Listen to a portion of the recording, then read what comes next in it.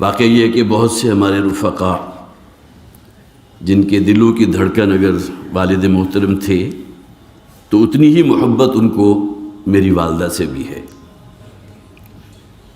اور اس کا مجھے احساس ہے۔ بہت سے رفقا جب سوال کرتے ہیں تو یہ سوال بڑا نمایاں ہوتا ہے کہ آپ کی والدہ کا کیا حال ہے۔ اللہ کا شکر ہے، وہ نہ صرف یہ کہ چلتی پھرتی ہیں الحمدللہ، اگرچہ پیرانہ سالی ہے، تقریباً 80 برس سے زائد عمر ہے ان کی، لیکن یہ کہ ہفتہ روزہ جو خواتین کا آفس ہوتا ہے اس میں بھرپور کردار ادا کرتی ہیں، اور سب سے بڑھ کر یہ کہ خواتین کے ساتھ جو خواتین کو ایک تعلق ہے والدہ محترمہ سے، تو ان کی آمد و رفت جاری رہتی ہے الحمدللہ، اور ایسا نہیں ہوتا کہ خواتین کو ان سے ملنے کے لیے کسی بستر پر جانا پڑتا ہو، بلکہ یہ کہ وہ خود اٹھ کر ان کا استقبال کرتی ہیں، انہیں دعائیں دیتی بھی ہیں اور ان کی دعائیں لیتی بھی ہیں۔ بہرحال یہ تحریر جیسا کہ میں نے عرض کیا پہلے بھی 2 سال میں نے آپ کے سامنے رکھی، اب پھر وہ تحریر اب میں باقاعدہ پڑھ کر آپ کو سنا رہا ہوں۔ محترم رفقائے تنظیم اسلامی، السلام علیکم ورحمۃ اللہ وبرکاتہ۔ اللہ سبحانہ و تعالیٰ کے لیے سراپا تشکر ہوں کہ اس نے اس سال بھی مجھے آپ سے مخاطب ہونے کا موقع فراہم فرمایا۔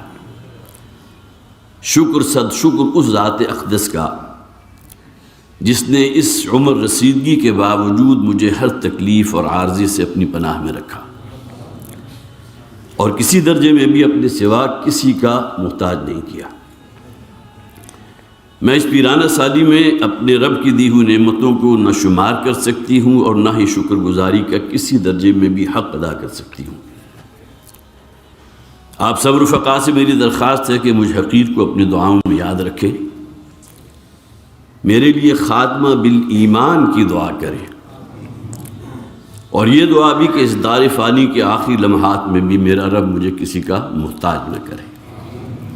آمین یا رب العالمین، وجزاکم اللہ خیر۔ اس سالانہ اجتماع کے لیے میں اپنے پیغام کا آغاز بانی تنظیم اسلامی رحمۃ اللہ علیہ کے اس خطاب کے 2 اقتباسات سے کرنا چاہتی ہوں جو انہوں نے تنظیم اسلامی کی تاسیس کے موقع پر 27 مارچ 1975 کو رفقائے تنظیم سے خطاب کرتے ہوئے فرمایا تھا، اور جو روداد تنظیم اسلامی حصہ اول میں تفصیلاً موجود ہے۔ اب وہ 2 اقتباسات ہیں، ایک اقتباس اس کے بالکل آغاز سے اور دوسرا اس کے اختتام سے، اس خطاب کے۔ پہلا اقتباس: یہ راہ جس پر گامزن ہونے کے لیے جذبہ صادق اور عزم مصمم کے ساتھ ایک قافلے کی شکل اختیار کرنے کے لیے آج ہم جمع ہوئے ہیں، بڑی کٹھن اور پرصعوبت راہ ہے۔ اس راہ پر چلنے کے لیے چیتے کا جگر چاہیے، شاہی کا تجسس، اور جسے قرآن حکیم نے بھی ان ذالک من عزم الامور قرار دیا۔ اس کے ساتھ ہی یہ بشارت اور خوشخبری بھی ہمیں اپنے پیش نظر رکھنی چاہیے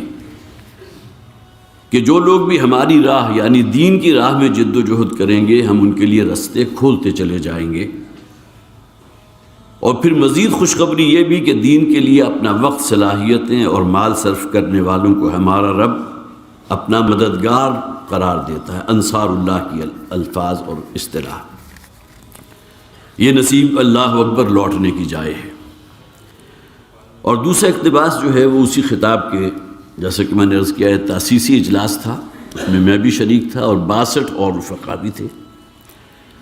اور یہ اس وقت ہم 12 افغانی روڈ سمن آباد میں ہمارا قیام تھا، اور اسی کی چھت کے اوپر یہ اجتماع جو ہے منعقد ہوا تھا۔ اب اس خطاب کا جو آخری حصہ ہے اس سے بھی چند باتیں والدہ محترمہ نے نوٹ کی تھیں۔ تاسیسی اجلاس کے اپنے خطاب کے آخر میں بانی محترم رحمۃ اللہ علیہ نے اجتماع میں موجود تمام رفقاء کو مخاطب کرتے ہوئے فرمایا، اب یہ 5 نصیحتیں ہیں جو گویا کہ اسی طرح تر و تازہ ہیں جیسا اس وقت تھا، وہی معاملہ آج بھی ہے۔ میں آپ کو نصیحت کرتا ہوں کہ ہمیشہ اپنے حقیقی نصب العین یعنی آخرت میں رضائے الہی کا حصول ہمیشہ اپنے ذہن میں بار بار تازہ کیجیے، اور اس کے لیے سورۃ العصر میں بیان کیے گئے 4 لوازم نجات کا آپس میں باہمی مذاکرہ بھی کرتے رہا کریں، جو صحابہ کرام کے معمول میں بھی شامل تھا۔ جو حضرات بھی منتخب نصاب سے واقف ہیں ان کے علم میں ہے وہ روایت کہ کان رجلان من اصحاب النبی صلی اللہ علیہ وسلم الی آخر الالفاظ، جب بھی باہم ملتے تھے تو ایک دوسرے کو یاد دہانی کے لیے سورۃ العصر جو ہے وہ پڑھ کر سنایا کرتے تھے۔ نمبر 2، میں آپ کو نصیحت کرتا ہوں کہ اپنے دینی فرائض اور فرض عبادات کو ان شرائط کے ساتھ ادا کرنے کی فکر کیجیے جو قرآن و سنت کی روشنی میں ہم پر واضح ہوئے ہیں۔ نمبر 3، میں آپ کو نصیحت کرتا ہوں، اب دیکھیے ہر فقرے کا آغاز جو ہے ان الفاظ سے ہو رہا ہے، میں آپ کو نصیحت کرتا ہوں کہ تلاوت قرآن حکیم کو اپنا شعار بنائیں، کسی مستند ترجمہ اور تفسیر کی مدد سے اس کا مطالعہ بھی برابر کیجیے اور اس پر غور و فکر اور تدبر بھی۔ حدیث شریف، سیرت مطہرہ اور سیر صحابہ کو بھی اپنے معمولات میں شامل رکھیے۔ نمبر 4، میں آپ کو نصیحت کرتا ہوں کہ نوافل خاص طور پر تہجد کا اہتمام کرنے کی کوشش کیجیے۔ ہم بہت ہی کمزور اور بے بس ہیں، ہمارے لیے اگر کوئی زیادہ راہ ہے تو یہی کہ اپنے رب سے تعلق مضبوط رکھنے کے لیے ہمارے اندر نفلی عبادات کا شوق پروان چڑھے۔ اور نمبر 5، میں آپ کو نصیحت کرتا ہوں کہ نبی اکرم صلی اللہ علیہ وسلم کے اتباع کو اپنا شعار بنائیے۔ قل ان کنتم تحبون اللہ فاتبعونی یحببکم اللہ، یعنی اگر تم اللہ کے محبوب بننا چاہتے ہو تو لازم ہے کہ میرا یعنی محمد رسول اللہ صلی اللہ علیہ وسلم کا اتباع کرو۔ یہ وہ 2 اقتباسات تھے کہ جو تاسیسی اجلاس میں بانی محترم رحمۃ اللہ علیہ کے جو خطاب تھا اس کے اول و آخر سے لیے گئے۔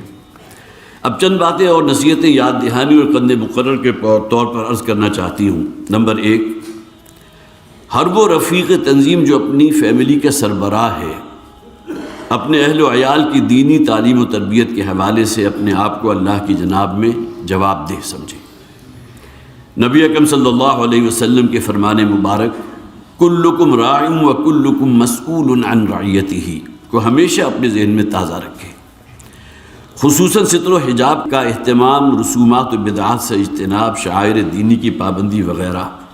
اگر ان معاملات میں سربراہ فیملی سے کوئی غفلت یا کوتاہی ہو گئی تو وہ عند اللہ مسئول ہوگا۔ لیکن اس ضمن میں یہ حکمت بھی ہمارے پیش نظر رہنی چاہیے کہ ہمارا دین ہمیں شرعی احکامات کی تعمیل اور تنفیذ کے حوالے سے سختی کے ساتھ ساتھ حکمت اور عفو و درگزر سے کام لینے کی بھی تاکید کرتا ہے۔ سورۃ تغابن کی آیت نمبر 14 کا وہ حصہ ہمارے پیش نظر رہنا چاہیے جہاں فرمایا گیا ان من ازواجکم و اولادکم عدوا لکم فاحذروہم وان تعفوا وتصفحوا وتغفروا فان اللہ غفور رحیم۔ آج کے دور کا سب سے بڑا فتنہ سوشل میڈیا کا فتنہ ہے، یہ دوسری بات ہے۔ مجھ سے ملاقات کے لیے آنے والی متعدد خواتین نے اپنی نوجوان اولاد کے حوالے سے اس فتنے کی ہولناکی اور تباہ کن انجام کے جو واقعات اور مشاہدات میرے سامنے بیان کیے ہیں وہ سن کر میں کانپ جاتی ہوں، کیونکہ خواتین کا جیسا کہ میں نے عرض کیا والدہ محترمہ سے ملاقات کے لیے آنے جانا رہتا ہے تو ان کے ساتھ جو گفتگو ہوتی ہے ظاہر ہے ان کے مسائل جو ہیں وہ سر فہرست ہوتے ہیں۔ آج ہمارے گھروں میں نوجوان بچوں اور بچیوں کے ہاتھوں میں موبائل فونز، انٹرنیٹ اور موبائل کے غلط استعمال کی وجہ سے بچوں خصوصاً نوجوان بچوں اور بچیوں میں جس تیزی کے ساتھ اخلاقی زوال بڑھتا چلا جا رہا ہے مجھے اس کے بارے میں کہنے کی کچھ ضرورت نہیں۔ اس ایجاب کا مثبت پہلو اپنی جگہ،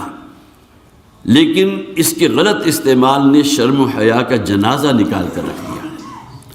اور نوجوان نسل کو تباہی کے دہانے پر پہنچانے میں بھی کوئی کسر نہیں چھوڑا۔ میری تنظیم اسلامی کے تمام رفقاء سے درخواست ہے کہ خدا را اس معاملے میں خصوصی توجہ فرمائیں۔ اور تیسری بات، ایک اور بات تنظیم اسلامی کے رفقاء کی نوجوان بچیوں کے حوالے سے، چونکہ والدہ ہیں تو لہٰذا زیادہ ان کا جسے آپ کہیے فوکس جو ہے ہمارے رفقاء کی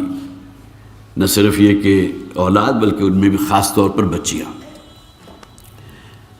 بچوں کی تعلیم و تربیت میں اس بات کو خصوصی اہمیت دیں کہ شادی کے بعد ان کی اولین ذمہ داری گھرداری اور اولاد کی تربیت ہے، لہٰذا اپنی بچیوں کی تعلیم کے ضمن میں ان موضوعات کو اختیار کرنے کی حوصلہ افزائی کیجیے جو ان کی گھریلو ذمہ داریوں سے متعلق ہوں۔ میں اپنے دلی احساس کا ذکر گزشتہ سالانہ اجتماع کے موقع پر بھی اپنی تحریر میں کر چکی ہوں کہ تعلیمی اداروں میں اور خاص طور پر مخلوط تعلیمی اداروں میں کمپیوٹر سائنس، انجینئرنگ، اکاؤنٹس اور دیگر فنون کی تعلیم حاصل کرتی ہوئی میرے رفقا کی نوجوان بچیوں کے بارے میں جب مجھے علم ہوتا ہے تو شدید صدمہ ہوتا ہے، اور اس کا نتیجہ کیا نکلتا ہے کہ شادی کے بعد وہ ان ذمہ داریوں سے جو گھریلو ذمہ داریاں ہیں، چونکہ تعلیم کا ایک ہفتہ خواہ وہ طے کر چکی ہوتی ہیں تو اس سے فرار چاہتی ہیں اور سرکاری اور پرائیویٹ اداروں میں جابز کی تلاش میں رہتی ہیں، جس کا نتیجہ لازماً یہ نکلتا ہے کہ گھر کا سکون تباہ و برباد ہوتا ہے، جس کا بہت برا اثر اولاد کی تربیت پر پڑتا ہے، اور شادی شدہ زندگی میں مطلوبہ ایثار اور قربانی ان پر گراں گزرنے لگتی ہے، اور جس کا نتیجہ بدقسمتی سے بسا اوقات طلاق یا خلع کی صورت میں سامنے آتا ہے۔ اللہ تعالیٰ سب کچھ سے محفوظ رکھے۔ اگلی بات، اپنے ایمان میں اضافے کی ہر دم فکر کرتے رہیے۔ نبی اکرم صلی اللہ علیہ وسلم کے فرمان کے مطابق جس کا آج گزشتہ کل سے بہتر نہیں وہ گھاٹے میں ہے۔ اپنے رب کے ساتھ تعلق بڑھانے کی غرض سے رات کی تنہائی میں اپنے رب کی جناب میں استغفار اور مناجات کا خصوصی اہتمام فرمائیے۔ نبی اکرم صلی اللہ علیہ وسلم کے قول مبارک حاسبوا انفسکم من قبل ان تحاسبوا، یعنی اپنا محاسبہ کرتے رہا کرو اس سے پہلے کہ تمہارا محاسبہ کیا جائے یوم حشر۔ اس کے مصداق اپنا محاسبہ ضرور کرتے رہیں، اللہ کی جناب سے نیک اعمال کی توفیق ملنے پر اللہ کا شکر ادا کیجیے اور کثرت کے ساتھ استغفار کا اہتمام فرمائیے۔ اسی ضمن میں جو ضمنی باتیں تھیں نمبر 3 پر ہے، ہم بھی تسلیم کی خو ڈالیں کہ مصداق تنظیمی تقاضوں کی ادائیگی اور نظم کی پابندی کا خوگر بنائیں۔ ان العہد کان مسئولہ کو سامنے رکھیے اور امیر تنظیم سے کیے ہوئے عہد کو جو بوقت بیعت آپ نے کیا تھا ہمیشہ اپنے پیش نظر رکھیے، اور اگر شیطان کی طرف سے اس عہد کے پورا کرنے میں کسی درجے میں کوئی اکساہٹ آ جائے، وَإِمَّا يَنزَغَنَّكَ مِنَ الشَّيْطَانِ نَزْغٌ فَاسْتَعِذْ بِاللَّهِ، تو فوراً اپنے آپ کو اللہ کی پناہ میں دیجیے۔ نمبر 4، نبی اکرم صلی اللہ علیہ وسلم کے فرمان کے مطابق اغتنم خمسا قبل خمسن کو ہمیشہ اپنے سامنے رکھیے، اور موت سے قبل زندگی کو، بڑھاپے سے قبل جوانی کو، بیماری سے قبل صحت کو، مصروفیت سے قبل فراغت کو، اور فقر سے قبل خوشحالی کو غنیمت جانیے۔ اللہ کی عنایت کردہ بے شمار اور بے بہار نعمتوں پر ہر دم اللہ کا شکر ادا کرتے رہیں، اور زبان کے اللہ کے ذکر سے معطر رکھیں۔ سورہ زخرف کی آیت نمبر 43 میں فرمایا گیا ہے، آپ حضرات میں سے بھی بہتوں کو یاد ہوگی، وَمَنْ يَعْشُ عَنْ ذِكْرِ الرَّحْمَنِ نُقَيِّضْ لَهُ شَيْطَانًا فَهُوَ لَهُ قَرِينٌ، یعنی جو شخص بھی رحمان کی یاد اور ذکر سے غفلت برتے گا ہم اس پر ایک شیطان مسلط کر دیں گے جو اس کا ہم نشین اور قرین بن جائے گا، دوست بن جائے گا۔ رحمان کے ذکر سے مراد قرآن حکیم بھی تو ہے نا، یعنی جو قرآن کریم سے بے اعتنائی اختیار کرے گا اللہ تعالیٰ شیطان لعین کو اس کا ہم نشین بنا دے گا، اعاذنا اللہ من ذالک۔ آخر میں تنظیم اسلامی کے تمام رفقا جو اس سالانہ اجتماع میں شریک ہیں، ان کے حق میں میری دلی دعا ہے کہ اللہ تعالیٰ ان کا اس اجتماع میں آنا، وقت لگانا، گھر کا سکون چھوڑ کر یہاں کی مشقت برداشت کرنا، اور پھر خاص طور پر امیر تنظیم اسلامی کے حوالے سے اس پر تو میں گواہ ہوں کہ جو محبت اور جو ایک جسے آپ کہیے کہ خیر خواہی کا جذبہ ان کے دل میں محترم شجاع الدین شیخ صاحب کے لیے ہے، اس پر مجھے کہنے کی ضرورت نہیں، اور ہمیشہ اپنی دعاؤں میں وہ شیخ صاحب کو ان کی صحت، عافیت اور استقامت کے لیے دعاؤں میں جو ہے ان کو یاد رکھتی ہے۔ تو رفقا کے حوالے سے انہوں نے یہ بات کی، اور خاص طور پر امیر تنظیم اسلامی جناب شیخ شجاع الدین صاحب کے حوالے سے جذبات جو ہیں وہ میں نے اپنی زبانی آپ کے سامنے رکھ دیے، اس لیے کہ جیسا کہ میں نے عرض کیا کہ اس پر میں سب سے بڑا گواہ ہوں۔ اللہ تعالی ہماری ایمانی جذبات کو قائم رکھے اور ہمیں استقامت عطا فرمائے، آمین یا رب العالمین۔